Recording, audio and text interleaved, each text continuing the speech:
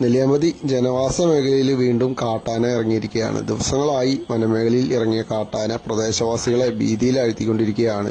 ഇന്നലെ രാത്രി 8 മണിയോടുകൂടിയാണ് തേയിലത്തോട്ടങ്ങൾക്കടുത്തുള്ള കൂനമ്പാലം പാടിയിലാണ് കാട്ടാന എത്തിയത്. പാടികൾക്കിടയിലൂടെയും വാഹനങ്ങൾക്കിടയിലൂടെയും കാട്ടാന ശബ്ദമുണ്ടാക്കി നടന്നതോടെ പ്രദേശവാസികൾ ആകെ ഭീതിയിലായി. കഴിഞ്ഞ ദിവസങ്ങളിൽ മട്ടത്ത് പാടി ഭാഗത്തും ഈ കാട്ടാന എത്തിയിരുന്നു. സാധാരണ എത്താറുള്ള കൊമ്പനല്ലെന്നാണ് പ്രദേശികൾ പറയുന്നത്. പറമ്പിക്കുളം വനമേഖലയിൽ നിന്നെത്തിയ കാട്ടാന മിക്കപ്പോഴും ചിഹ്നം വിളിച്ചാണ് നടക്കുന്നത്.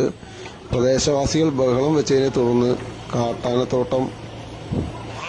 കാട്ടാനത്തോട്ടം മേഖലയിലേക്ക് ഇറങ്ങി. എന്തായാലും വളരെ ആശങ്കയിലാണ് അവിടുത്തെ ആളുകൾ.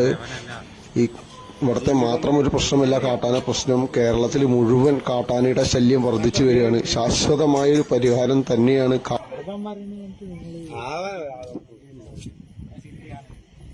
ദില്ലി കൊമ്പനാണ്.